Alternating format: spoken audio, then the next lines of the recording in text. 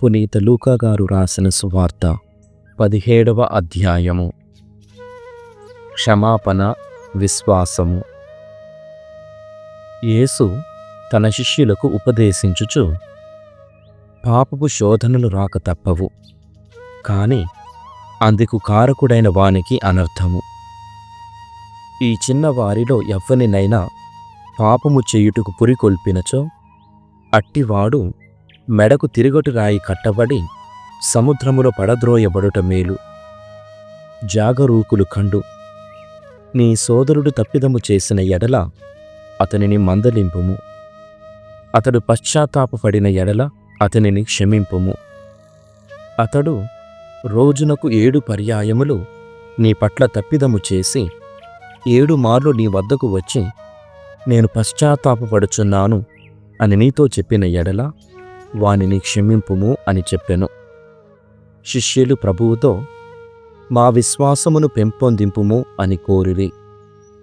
మీకు ఆవగింజంత విశ్వాసమున్నచో కంబళి చెట్టును వేరుతో పెళ్లగిలి సముద్రములో నాటుకొనుము అని ఆజ్ఞాపించినా అది మీకు లోబడును.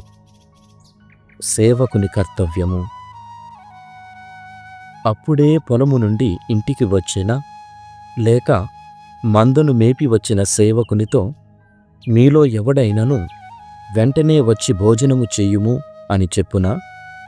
అట్లుగాక యజమానుడు అతనితో, వడ్డన వస్త్రము ధరించి నాకు భోజనము సిద్ధపరుపుము, నా భోజనము ముగియు వరకు వడ్డన చేయుచు వేచియుండుము, ఆ పిమ్మట నీవు వెళ్ళి భుజింపుము అని చెప్పును గదా. తన ఆజ్ఞను శిరసా వహించిన సేవకునికి యజమానుడు కృతజ్ఞత తెలుపడు గదా.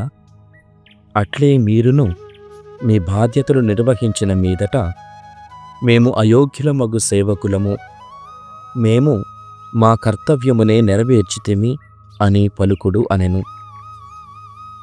10 మంది కుష్ఠరోగులు. యేసు సమరియా, గలిలయ ప్రాంతముల మీదుగా యెరూషలేమునకు పోవుచుండెను. ఒక గ్రామమున అడుగు పెట్టగానే 10 మంది కుష్ఠరోగులు ఆయనకు ఎదురైరి. వారు దూరమున నిలుచుండి గొంతెత్తి, ఓ యేసు ప్రభువా, మమ్ము కనికరింపుము అని కేకలు పెట్టిరి. యేసు వారిని చూచి, మీరు వెళ్ళి యాజకులకు కనిపింపుడు అని చెప్పెను. వారు మార్గ మధ్యముననే శుద్ధి పొందిరి. అప్పుడు వారిలో ఒకడు తాను స్వస్థుడగుట గమనించి ఎలుగెత్తి దేవుని స్తుతించుచు తిరిగి వచ్చి యేసు పాదముల వద్ద సాగిలపడి కృతజ్ఞత తెలిపెను. అతడు సమరీయుడు. అప్పుడు యేసు, 10 మంది శుద్ధులు కాలేదా? మిగిలిన 9 మంది ఎక్కడా? తిరిగి వచ్చి దేవుని స్తుతించువారు ఈ అన్యుడు ఒక్కడేనా అనెను. పిదప యేసు అతనితో, నీ విశ్వాసము నిన్ను స్వస్థపరిచినది, లేచి వెళ్ళుము అనెను. మహోపద్రవములు. దేవుని రాజ్యము ఎప్పుడు వచ్చును అని పరిసయ్యులు ప్రశ్నింపగా యేసు ఇట్లు సమాధానమిచ్చెను. దేవుని రాజ్యము కంటికి కనబడునట్లు రాదు. ఇదిగో ఇక్కడ ఉన్నది, లేక అదిగో అక్కడ ఉన్నది అని ఎవ్వడునూ చెప్పజాలడు. ఏలయనా అది మీ మధ్యనే ఉన్నది. యేసు మరలా తన శిష్యులతో ఇట్లు చెప్పెను, మీరు మనుష్య కుమారుని కాలములో ఒక రోజునైనను చూడగోరుదురు, కాని మీరు చూడరు. ఇదిగో అతడు ఇక్కడ ఉన్నాడు, లేక అదిగో అక్కడ ఉన్నాడు అని ప్రజలు చెప్పుదురు, కాని మీరు వెళ్ళవలదు, వారి వెంట పరుగెత్తవలదు. ఏలయన మెరపు మెరసి ఒక దిక్కు నుండి మరొక దిక్కు వరకు ప్రకాశించున్నట్లు మనుష్య కుమారుని రాకడ ఉండును. ముందుగా అతడు అనేక శ్రమలను అనుభవించి ఈ తరము వారిచే నిరాకరింపబడవలెను.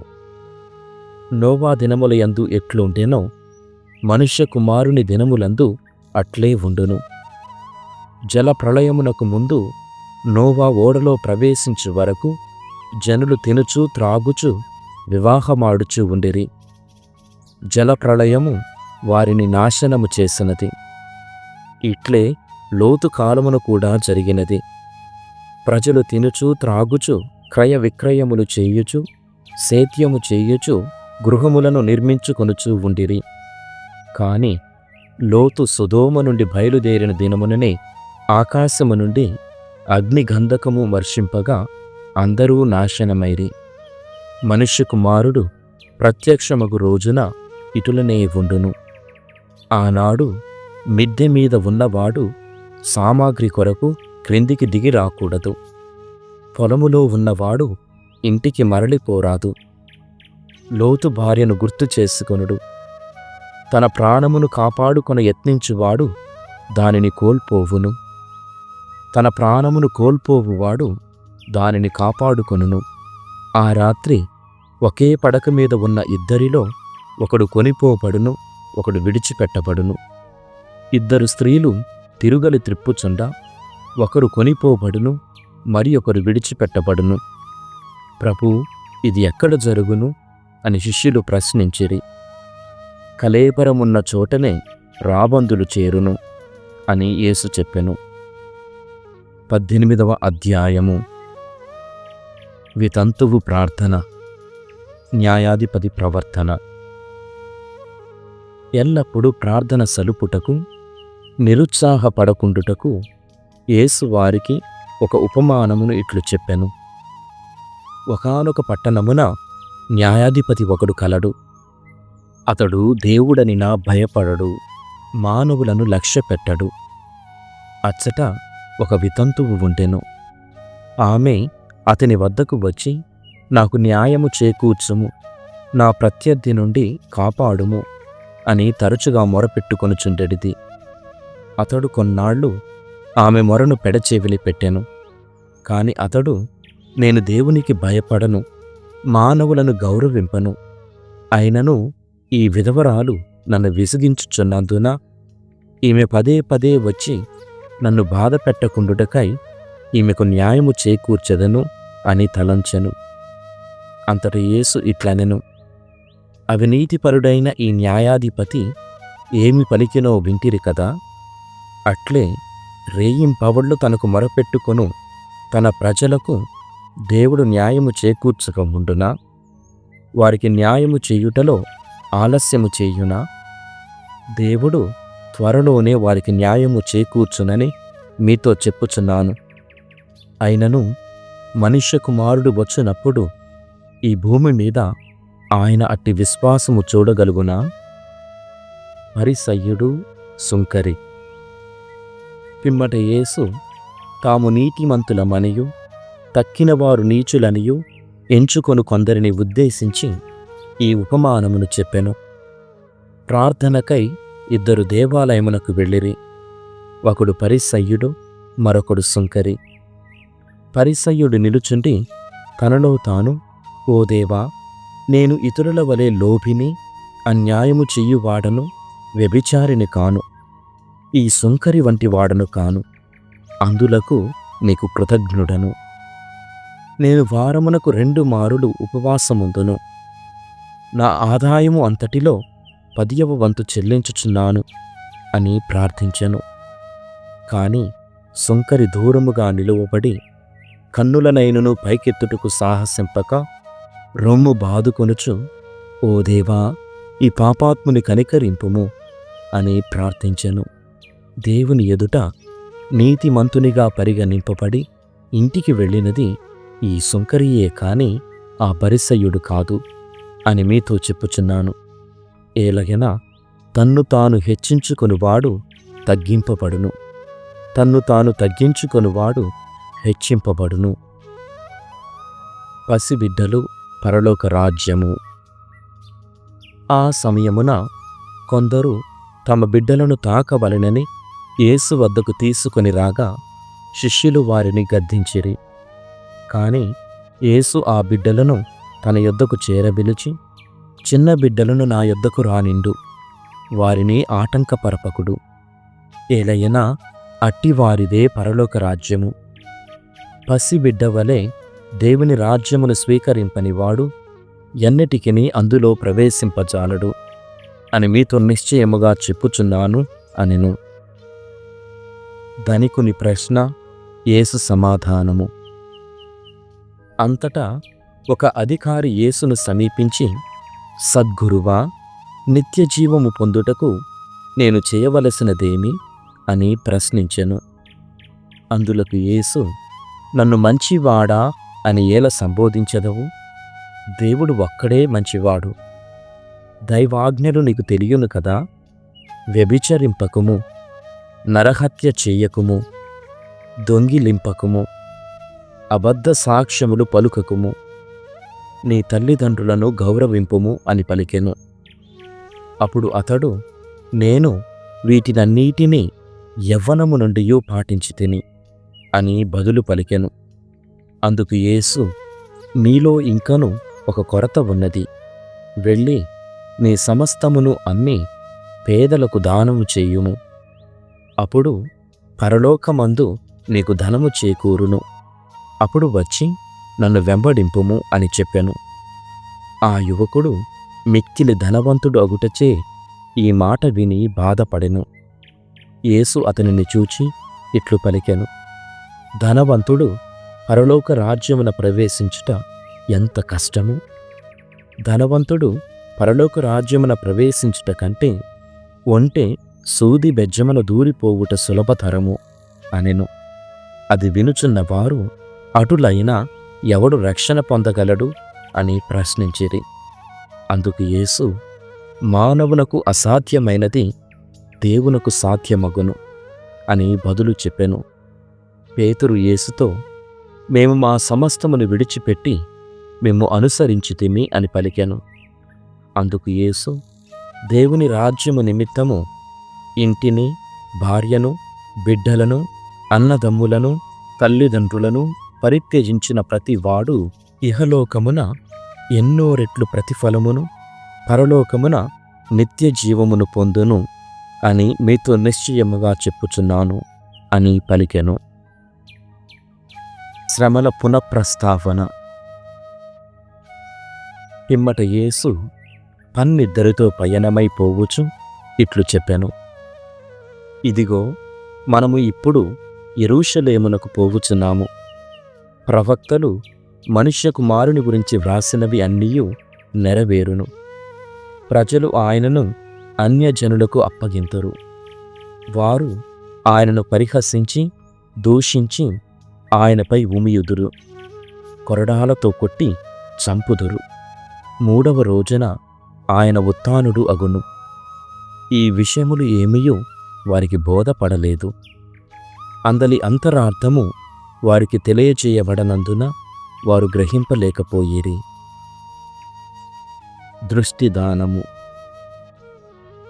యేసు యెరికో పట్టణమును సమీపించుచుండగా త్రోవ ప్రక్కన ఒక గ్రుడ్డివాడు కూర్చుండి భిక్షము అడుగుకొనుచుండెను.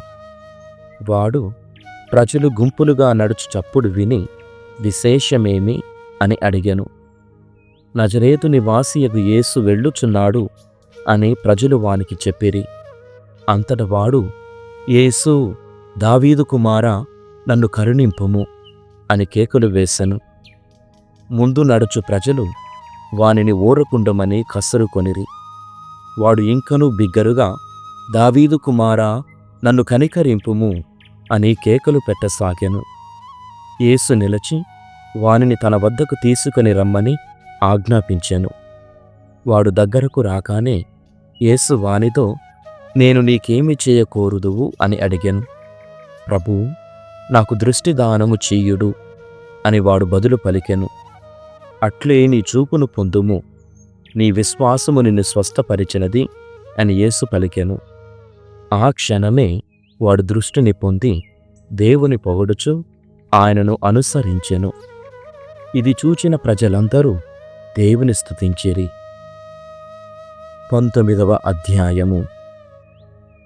యేసు జక్కయ్య. యేసు యెరికో పట్టణమున ప్రవేశించి దాని గుండా వెళ్ళుచుండెను. అక్కడ సుంకరులలో ప్రముఖుడు జక్కయ్య అను పేరుగల ధనికుడు ఉండెను. అతడు యేసును చూడవలెనని యత్నించెను.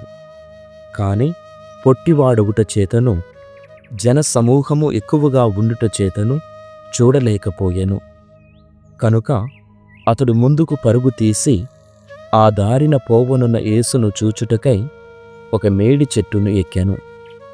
యేసు అచటకు వచ్చినప్పుడు పైకి చూచి అతనితో, జక్కయ్యా, త్వరగా దిగిరమ్ము, ఈరోజు నేను నీ ఇంటిలో ఉండ తలంచితిని అని చెప్పెను. అతడు వెంటనే దిగివచ్చి ఆనందముతో ఆయనకు స్వాగతము పలికెను. ఇది చూచిన వారందరూ, ఈయన పాపి యొద్దకు అతిథిగా వెళ్ళెను అని సనుగు కొనసాగిరి. జక్కయ్య నిలబడి యేసుతో, ప్రభూ, నేను నా ఆస్తిలో సగము పేదలకు దానము చేయుదును. నేను ఎవనికైనను అన్యాయము చేసినచో 4 రెట్లు అతనికి ఇచ్చివేయుదును అని చెప్పెను. అందుకు యేసు, నేడు ఈ ఇంటికి రక్షణ వచ్చినది. ఏలన ఇతడునూ అబ్రహాము కుమారుడే. మనుష్య కుమారుడు తప్పిపోయిన దానిని వెదకి రక్షించుటకు వచ్చియున్నాడు అని అతనితో చెప్పెను. సేవకుని కర్తవ్యము, ప్రతిఫలము. యేసు యెరూషలేమును సమీపించుచుండుట వలన పరలోక రాజ్యము వెంటనే అవతరింపనున్నదని ప్రజలు తలంచుచుండుట వలన ప్రజలు వినుచుండగా యేసు వారికి ఒక ఉపమానమును చెప్పెను. యేసు ఇట్లు చెప్పనారంభించెను. గొప్ప వంశస్థుడు ఒకడు రాజ్యము సంపాదించుకొని రావలయునని దూరదేశమునకు వెళ్ళెను.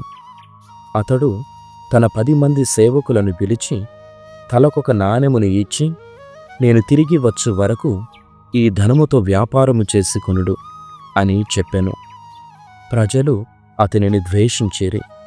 అందుచే వారు, ఇతడు మమ్ములను పరిపాలించుట మాకు సమ్మతము కాదు అని రాయబారులతో చెప్పి పంపిరి. అతడు రాజ్యమును సంపాదించుకొని తిరిగి వచ్చినప్పుడు ఒక్కొక్కడు ఎటుల వ్యాపారము చేసినది తెలుసుకొనుటకు తాను ధనమిచ్చిన సేవకులను తన వద్దకు పిలిపించెను. మొదటివాడు వచ్చి, అయ్యా, నీవిచ్చిన సొమ్ముతో ఇంకనూ 10 నాణెములను సంపాదించితిని అని చెప్పెను. అందుకు అతడు ఆ సేవకునితో, మంచిది, నీవు నమ్మిన బంటువు, స్వల్ప విషయములందు శ్రద్ధ వహించితివి, కనుక నిన్ను 10 పట్టణములకు అధిపతిని చేసెదను అనెను. రెండవవాడు వచ్చి, అయ్యా, నీవిచ్చిన సొమ్ముతో ఇంకనూ 5 నాణెములను సంపాదించితిని అని చెప్పెను. నిన్ను 5 పట్టణములకు అధిపతిని చేసెదను అని అతడు చెప్పెను. మరొకడు వచ్చి, అయ్యా, ఇదిగో నీ నాణెము, దీనిని మూట కట్టి ఉంచితిని. నీవు కఠినుడవు, నీవు అనిన నాకు భయము. నీవు ఇయ్యని దానిని తీసుకొనిదవు, విత్తని దానిని కోయుదువు అని చెప్పెను. అందుకు అతడు, ఓరీ దుష్టుడా, నీ మాటలతోనే నిన్ను నీవు దోషివని రుజువు చేసుకొనుచున్నావు. కఠినుడనని పెట్టని దానిని తీసుకొనిదెనని, విత్తని దానిని కోసికొనిదెనని నీవు ఎరుగుదువు. అట్లయినచో నా సొమ్మును ఎందుకు వడ్డీకి ఇవ్వలేదు? నేను తిరిగి వచ్చినప్పుడు వడ్డీతో సైతం పుచ్చుకొనిటి వాడను అని చెప్పి అతడు చెంతనున్న వారితో, వాని వద్ద గల ఆ నాణెము తీసుకొని 10 నాణెములున్న వానికిండు అని చెప్పెను. అప్పుడు వారు, స్వామీ, వాని వద్ద ఇప్పటికే 10 నాణెములున్నవి కదా అని పలికిరి. అందుకు ఆయన, ఉన్నవానికే ఇంకనూ ఇవ్వబడును, లేని వాని నుండి వాని వద్దనున్న కొంచెము కూడా తీసుకొనబడును. మంచిది, నా పాలనను అంగీకరింపని నా శత్రువులను వెంటనే ఇచ్చటకు తీసుకొని వచ్చి నా సమక్షముననే వారి తలలు తీయుడు అని అతడు చెప్పెను. పురప్రవేశము. యేసు ఈ మాటలు చెప్పి యెరూషలేమునకు వారికంటే ముందుగా పయనించెను. ఆయన ఓలీవు కొండ చెంతనున్న బెత్ఫగా, బెతానియా అను గ్రామములను సమీపించినప్పుడు 2 శిష్యులను పంపుచు, మీరు ఎదుటనున్న ఆ గ్రామమునకు వెళ్ళుడు. వెళ్ళిన వెంటనే మీరు అచట కట్టివేయబడి ఉన్న ఒక గాడిద పిల్లను చూచెదరు. దానిపై ఎవడునూ ఎన్నడూనూ ఎక్కియుండలేదు. దానిని విప్పి నా యొద్దకు తోలుకొని రండు. మీరు ఏల దానిని విప్పుచున్నారు అని ఎవరైనా మిమ్ము ప్రశ్నించినచో, ప్రభువునకు దానితో పని ఉన్నది అని చెప్పుడు. అని ఆదేశించెను. శిష్యులు వెళ్ళి యేసు తమకు చెప్పినట్లు కనుగొనిరి. ఆ గాడిద పిల్లను విప్పుచుండగా దాని యజమానులు, మీరు దీనిని ఎందులకు విప్పుచున్నారు అని అడిగిరి. ప్రభువునకు దీనితో పని ఉన్నది అని చెప్పి వారు దానిని యేసు వద్దకు తోలుకొని వచ్చిరి. దానిమీద తమ వస్త్రములను పరచి ఆయనను కూర్చుండబెట్టిరి. ఆయన ముందుకు సాగిపోవుచుండా ప్రజలు దారిలో తమ వస్త్రములు పరచిరి. ఆయన ఓలీవు పర్వతము సమీపమున ఉన్న పల్లపు ప్రదేశము చేరునప్పటికీ శిష్యుల సమూహమంతయు తాము చూచిన అద్భుత కార్యములకు ఆనందపరవశులై ఎలుగెత్తి, ప్రభువు పేరిట వచ్చు రాజు స్తుతింపబడునుగాక, పరలోకమున శాంతియు మహోన్నతమున మహిమయు కలుగునుగాక అని దేవుని స్తుతింపసాగిరి. అంతటా జనసమూహము నుండి కొందరు పరిసయ్యులు, బోధకుడా, నీ శిష్యులను గద్దింపుము అని చెప్పిరి.